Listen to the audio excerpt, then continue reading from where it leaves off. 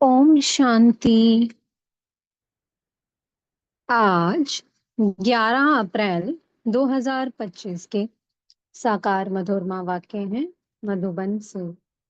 आज मीठे बाप दादा जी ने कहा, मीठे बच्चे, अब ये नाटक पूरा होता है, तुम्हें वापस घर जाना है। इसलिए इस दुनिया से ममत मिटा दो, घर को और नए राज्य को याद करो। अभी अंतिम क्षण चल रहे हैं इस बेहद के नाटक के। अब ये नाटक पूरा होने जा रहा है और अब सबको घर वापसी करनी है। तो घर वापसी करने के लिए अब सबको पावन बनना है। देह सहित देह के सब संबंधों को छोड़ बस उस एक को याद करना है, क्योंकि याद से ही आत्मा पावन बनती है, सतो प्रधान बनती है। तो इसलिए संपूर्ण सतो प्रधान बन घर वापसी करनी है। प्रश्न है, दान का महत्व कब है? उसका रिटर्न किन बच्चों को प्राप्त होता है? उत्तर है, दान का महत्व तब है जब दान की हुई चीज में ममत्व ना हो। अगर दान किया फिर याद आया तो उसका फल रिटर्न में प्राप्त नहीं हो सकता। दान होता ही है दूसरे जन्म के लिए। इसलिए इस जन्म में तुम्हारे पास जो कुछ है उससे ममत्व मिटा दो, ट्रस्टी होकर संभालो। यहाँ तुम जो ईश्वरीय सेवा में लगाते हो, हॉस्पिटल व कॉलेज खोलते हो, उससे अनेकों का कल्याण होता है। उसके रिटर्न में 21 जन्मों के लिए मिल जाता है। ओम शांति। बच्चों को अपना घर और अपनी राजधानी याद है? यहाँ जब बैठते हो तो बाहर के घर घाट, धंधे धोरी आदि के ख्यालात नहीं आने चाहिए, बस अपना घर ही याद आना है। अब इस पुरानी दुनिया से नई दुनिया में रिटर्न है। ये पुरानी दुनिया तो खत्म हो जानी है, सब स्वाहा हो जाएगा आग में। जो कुछ इन आंखों से देखते हो, मित्र संबंधी आदि, ये सब खत्म हो जाना है। ये ज्ञान बाप ही रूहों को समझाते हैं। बच्चों, अब वापस अपने घर चलना है। नाटक पूरा होता है। ये है ही 5000 वर्ष का चक्र। दुनिया तो है ही, परंतु उनको चक्कर लगाने में 5000 वर्ष लगते हैं। जो भी आत्माएं हैं सब वापस चली जाएंगी। ये पुरानी दुनिया ही खत्म हो जाएगी। बाबा बहुत अच्छी तरह हर एक बात समझाते हैं। कोई कोई मनहूस होते हैं तो मुफ्त अपनी जायदाद गवा बैठते हैं। भक्ति मार्ग में दान पुण्य तो करते हैं ना। कोई ने धर्मशाला बनाई, कोई ने हॉस्पिटल बनाई।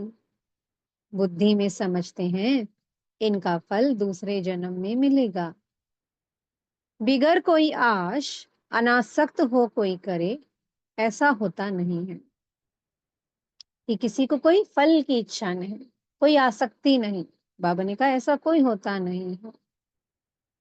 बहुत कहते हैं कि फल की चाहना हम नहीं रखते हैं, परंतु नहीं, फल अवश्य मिलता है। समझो कि कोई के पास पैसा है, उनसे धर्माऊ दे दिया, तो बुद्धि में ये रहेगा कि हमको दूसरे जन्म में मिलेगा। अगर ममत्व गया कि मेरी ये चीज है, ऐसा समझा, तो फिर वहां नहीं मिलेगा। दान होता ही है दूसरे जन्म के लिए, जबकि दूसरे जन्म में मिलता है, तो फिर इस जन्म में ममत्व क्यों रखते? इसलिए ट्रस्टी बनाते हैं तो अपना ममत्व निकल जाए। कोई अच्छे साहूकार के घर में जन्म लेते हैं तो कहेंगे उसने अच्छे कर्म किए हैं। कोई राजा रानी के पास जन्म लेते हैं क्योंकि दान पुण्य किया है। परंतु वो है अल्पकाल, एक जन्म की बात। अभी तो तुम ये पढ़ाई पढ़ते हो, जानते हो इस पढ़ाई से हमको ये बनना है, तो दैवीय गुण धारण करना है। यहाँ दान जो करते हैं उनसे ये रूहानी यूनिवर्सिटी, हॉस्पिटल खोलते हैं। दान किया तो फिर उनसे ममत्व मिटा देना चाहिए, क्योंकि तुम जानते हो हम भविष्य 21 जन्म के लिए बाप से लेते हैं। ये बाप मकान आदि बनाते हैं। ये तो टेम्परेरी है, नहीं तो इतने सब बच्चे कहाँ रहेंगे। देते हैं सब शिव बाबा को। धनी वो है, वो इनके द्वारा ये कराते हैं। शिव बाबा तो राज्य नहीं करता, खुद है ही दाता। उनका ममत्व किस में होगा। अभी बाप श्रीमत देते हैं कि मौत सामने खड़ा है। आगे तुम किसको देते थे तो मौत की बात नहीं थी। अब बाबा आया है तो पुरानी दुनिया ही खत्म होनी है। बाप कहते हैं मैं आया ही हूं इस पतित दुनिया को खत्म करने। इस रुद्र यज्ञ में सारी पुरानी दुनिया स्वाहा होनी है। जो कुछ अपना भविष्य बनाएंगे तो नई दुनिया में मिलेगा, नहीं तो यहाँ ही सब कुछ खत्म हो जाएगा, कोई ना कोई खा जाएगा। आजकल मनुष्य उधार पर भी देते हैं। विनाश होगा तो सब खत्म हो जाएंगे, कोई किसको कुछ देगा नहीं, सब रह जाएगा। आज अच्छा है, कल दिवाला निकाल देते हैं। कोई को भी कुछ पैसा मिलने का नहीं है। कोई को दिया, वो मर गया, फिर कौन बैठ रिटर्न करते हैं। तो क्या करना चाहिए। भारत के 21 जन्मों के कल्याण के लिए और फिर अपने 21 जन्मों के कल्याण के लिए उसमें लगा देना चाहिए। तुम अपने लिए ही करते हो, जानते हो श्रीमत पर हम उच्च पद पाते हैं जिससे 21 जन्म सुख शांति मिलेगी। इनको कहा जाता है अविनाशी बाबा की रूहानी हॉस्पिटल और यूनिवर्सिटी, जिससे हेल्थ, वेल्थ और हैप्पीनेस मिलती है। कोई को वेल्थ है, हेल्थ है। बाबा ने कहा अगर कोई को हेल्थ है लेकिन वेल्थ नहीं है तो हैप्पीनेस रह नहीं सकती है। किसी का शरीर तो अच्छा है लेकिन धन दौलत नहीं है तो खुशी नहीं रह सकती। दोनों हैं तभी तो हैप्पी भी रहते हैं। बाप तुमको 21 जन्मों के लिए दोनों देते हैं। वो 21 जन्मों के लिए जमा करना है। बच्चों का काम है युक्ति रचना। बाप के आने से गरीब बच्चों की तकदीर खुल जाती है। बाप है ही गरीब निवाज। साहूकारों की तकदीर में ही ये बातें नहीं हैं। इस समय भारत सबसे गरीब है। जो साहूकार था वही गरीब बना है।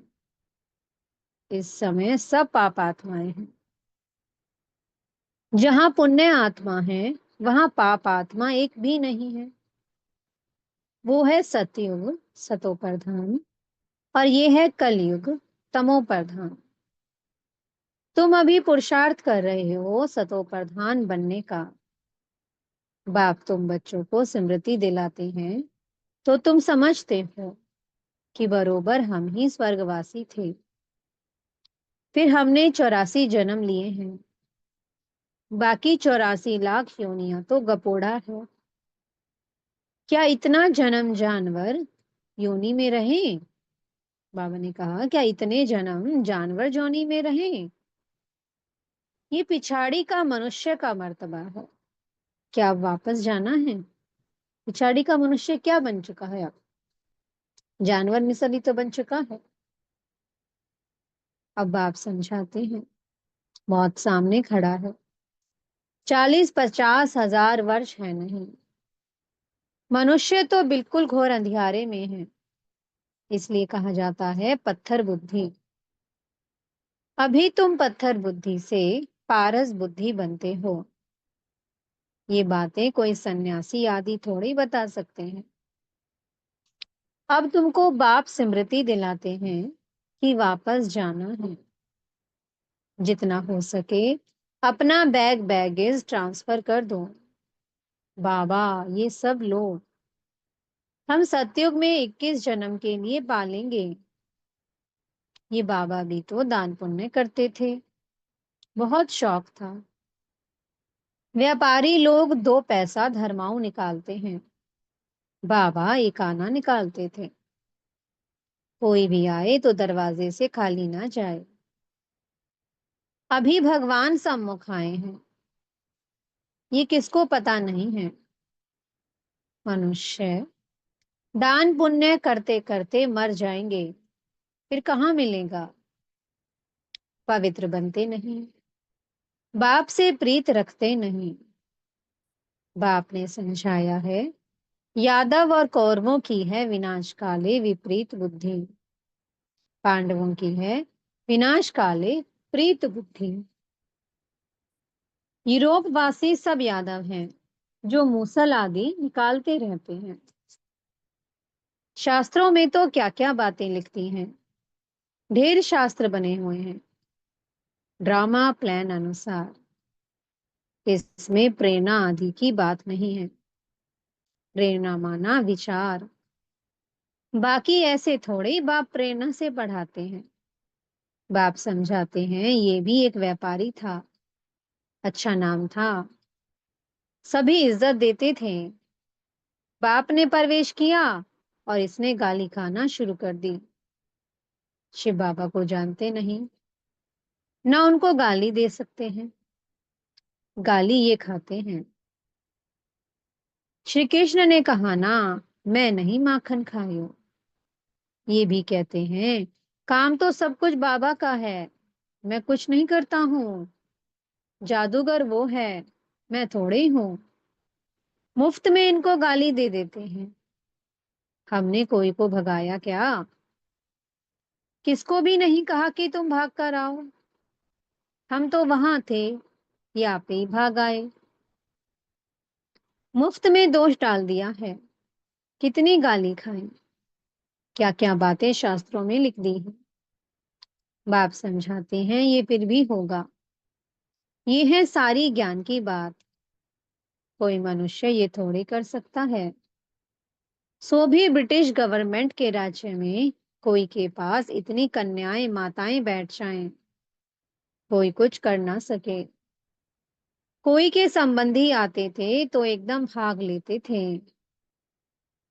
बाबा कहते थे कि कोई के संबंधी आते थे तो एकदम भगा देते थे। बाबा तो कहते थे बल इनको समझा कर ले जाओ।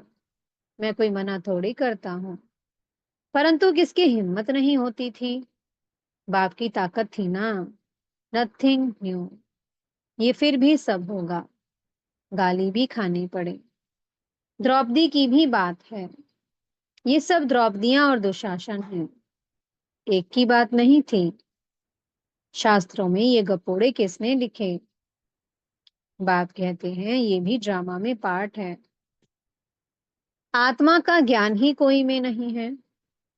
बिल्कुल ही देह अभिमानी बन पड़े हैं। देही अभिमानी बनने में मेहनत है।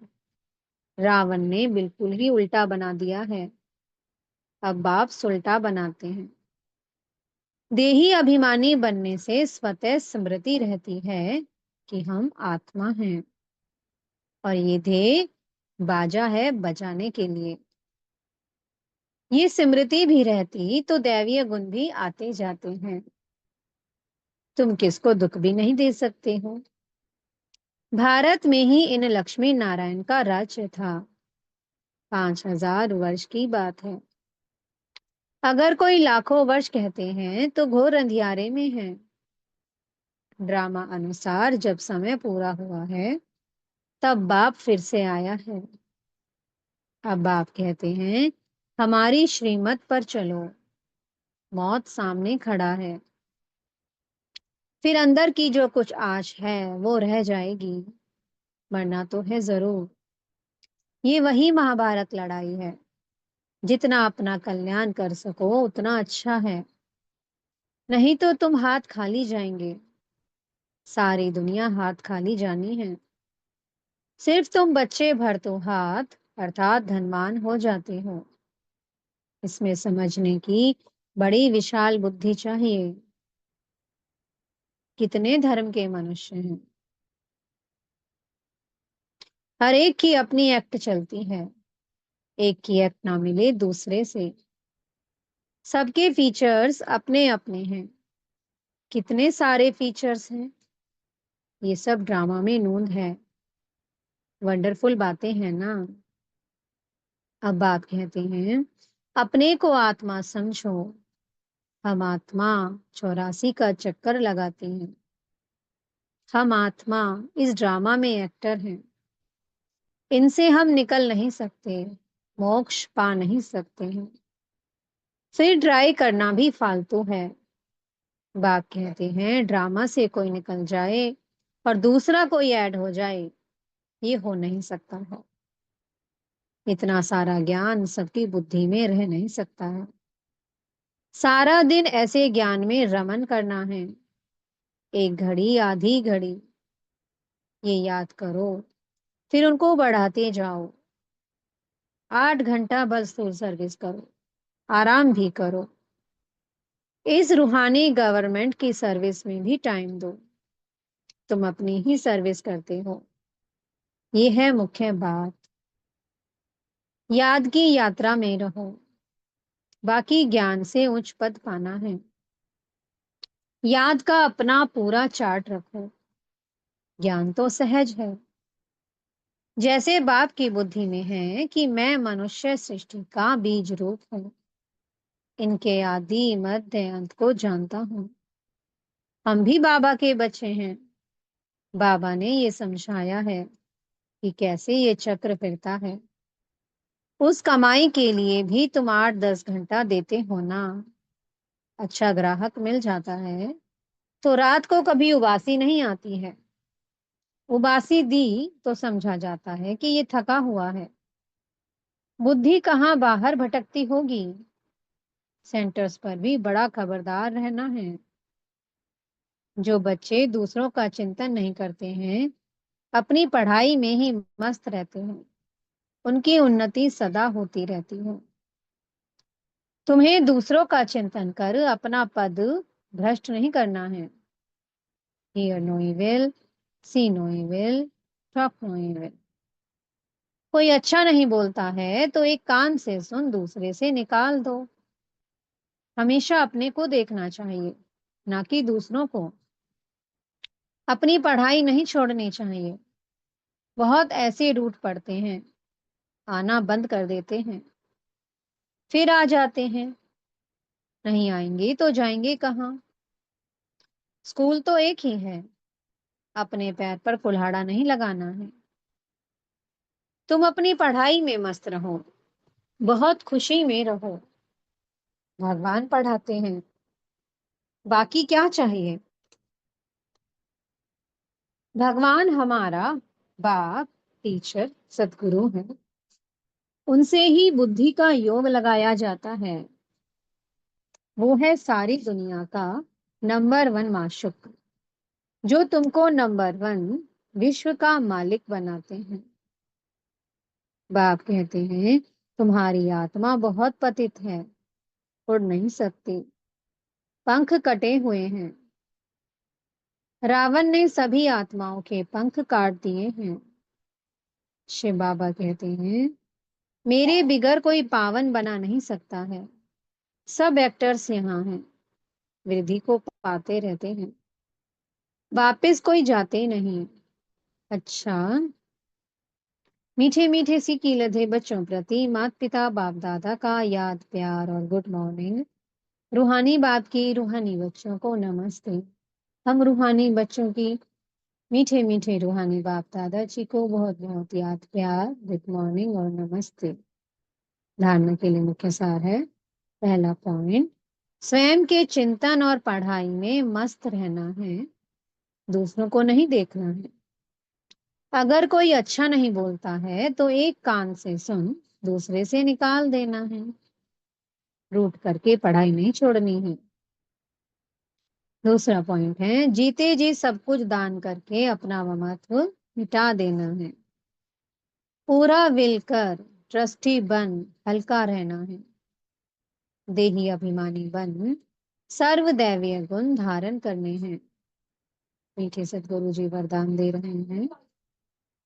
भिन्नता को मिटाकर एकता लाने वाले सच्चे सेवाधारी भव। ब्राह्मण परिवार की विशेषता है अनेक होते भी एक।